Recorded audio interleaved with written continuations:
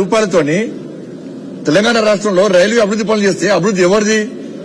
అభివృద్ధి కాదా? ఇవి నిధులు కావాలి, పైసలు కావాలి. మీరు ఎన్ని బస్టాండ్లు అభివృద్ధి చేశారు? ఈ తెలంగాణ రాష్ట్రంలో మీరు చేసిన అభివృద్ధి ఏంది మీరు చెప్పండి. ఫస్ట్ మేము చెప్తున్నాం, క్లియర్ చెప్తున్నాం. మేము శ్వేతపత్రం విడుదలకు సిద్ధం. మీరు సిద్ధమా? కాబట్టి విమర్శలు మాని వాస్తవాలను గ్రహించి వాస్తవాలను ఒప్పుకోవాల్సిన బాధ్యత కేంద్ర ప్రభుత్వం సహకరిస్తున్నప్పుడు రాష్ట్ర ప్రభుత్వం కూడా కేంద్ర ప్రభుత్వాన్ని సహకరించాల్సిన బాధ్యత ఉంది. ఇవాళ ఆరోపి స్టార్ట్ చేసినాం, ల్యాండ్ అక్విజిషన్ రాష్ట్ర ప్రభుత్వం సహకరిస్తలేదు. పని అయిపోతుంది, ఇక్కడ ప్రజలు ఇబ్బంది పడుతున్నారు. కేంద్రం నిధులు విడుదల చేసింది, పనులు ప్రారంభించినాం. ఎవరి వల్ల ఆగుతుంది? రాష్ట్ర ప్రభుత్వం వల్ల అవుతున్నది. కాబట్టి కేంద్ర రాష్ట్ర ప్రభుత్వం కలిసి ఉండే అభివృద్ధి, కేంద్రం సహకరించడానికి సిద్ధం ఉంది. కానీ రాష్ట్ర ప్రభుత్వం మాత్రం నిత్యం విమర్శకే పరిమితమవుతున్నది. నరేంద్ర మోడీ గారిని తిట్టడం కోసము, కేంద్ర ప్రభుత్వాన్ని బదనాం చేయడం కోసం మాత్రమే సమయాన్ని వెచ్చిస్తుంది తప్ప కలిసి ఏ విధంగా అభివృద్ధి చేసుకుందాం, జరుగుతున్న అభివృద్ధికి ఏ విధంగా సహకరిద్దామని చెప్పి ఆ సోయిలో రాష్ట్ర ప్రభుత్వం లేదు. దీనివల్ల తెలంగాణ రాష్ట్రం నష్టపోతున్నది. నష్టపోకుండా చూడాల్సిన బాధ్యత రాష్ట్ర ప్రభుత్వం మీద ఉంది.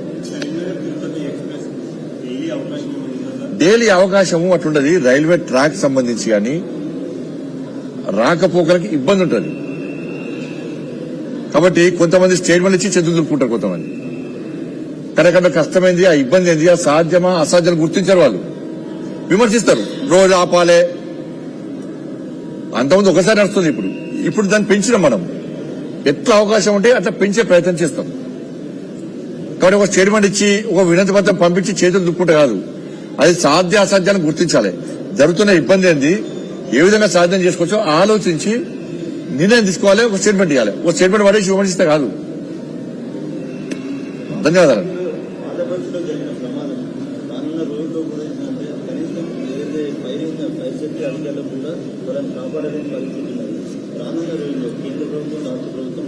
కేంద్ర ప్రభుత్వానికి సంబంధం ఉంటుందన్నా. రాష్ట్ర ప్రభుత్వానికి ఇబ్బంది ఉన్నప్పుడు కేంద్ర ప్రభుత్వం అంతా తప్పకుండా సహకరిస్తుంది. ఇది రాష్ట్ర ప్రభుత్వం పరిధిలో ఉంది. ఏం చేయాలి? సంఘటన జరగకున్నప్పుడే స్పందించి బతుకుంటే పరిహారం, చచ్చిపోతే సంతాపం కాదు. అటువంటి సంఘటన జరగకుండా ఏం చేద్దాం, జరిగినప్పుడు ఏ స్థాయిలో స్పందిద్దామని చెప్పి రాష్ట్ర ప్రభుత్వానికి సోయి ఉండాలి. ఉంటే ఇటువంటి ప్రమాదాలు జరిగాయి. సరే, సంఘటన చెప్పిరాదు, అనుకోకుండా జరిగిన సంఘటన. ఏదైనా ఆ బిల్డింగ్ లో కనీసం లోపలి పోవడానికి కూడా అవకాశం లేకుండా ఉండేటువంటి ప్రమాదం. మరి ప్రజలు కూడా ప్రభుత్వాలకు సహకరించాలి. ఎందుకంటే ఒక సంఘటన జరిగింది, ఇంత పెద్ద దారుణమైన సంఘటన జరిగింది. ఇటువంటి కట్టడాలు ఇంకెక్కడ ఉంటాయి తెలంగాణ రాష్ట్రంలో కానీ ఇక్కడ కానీ.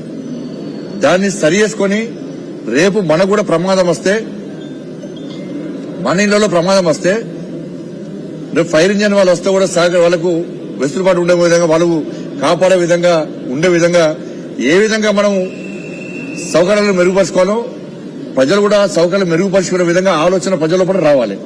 ప్రజల్లో కూడా చైతన్యం రావాలి. ప్రభుత్వాలను విమర్శించాలి. విమర్శించడం పనిగా కాదు. ఇలా సంఘటన జరిగింది, ఫైర్ స్టేషన్ వాళ్ళు లోపలికి కాపాడే ప్రయత్నం చేస్తున్నారు. కానీ లోపలికి పోయే అవకాశం లేదు. అలా ఇది తప్పేవారిది. కాబట్టి ఇటువంటి కట్టడాలు ఎక్కడ ఉన్నా కూడా, మళ్ళీ అప్పీల్ చేస్తున్నా, ఇటువంటి కట్టడాలు ఎక్కడ ఉన్నా కూడా దయచేసి సరి చేసుకోండి. రేపు అనుకోకుండా ప్రమాదం చెప్పకుండా చెప్పొచ్చేది కాదు. అనుకోకుండా వచ్చినప్పుడు ఆ ప్రమాదం నుంచి మనల్ని కాపాడాల్సిన బాధ్యత సంబంధిత వ్యవస్థ మీద ఉంటుంది. కాబట్టి వాళ్లకు సహకరించే విధంగా అన్ని రకాలుగా మనం ఏర్పాటు చేసుకోవాల్సిన బాధ్యత ఉందని కోరుతా ఉన్నాం.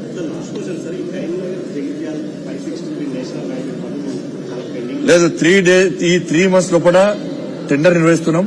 కరీంనగర్ జగిత్యాల రహదారికి సంబంధించి మొన్న కూడా నితిన్ గడ్కరీ గారు దృష్టి తీసుకొస్తే వారు కూడా ప్రకటించారు. 3 months లోపల టెండర్ ప్రాసెస్ పూర్తిగా కంప్లీట్ చేయడానికి మేము సిద్దమై ఉన్నాం. వరంగల్, కరీంనగర్, జగిత్యాల రహదారి అన్ని కంప్లీట్ అయిపోయినాయి. అన్ని కంప్లీట్ అయిపోతాయి. 3 months లోపల టెండర్ ప్రాసెస్ అయిపోతుంది.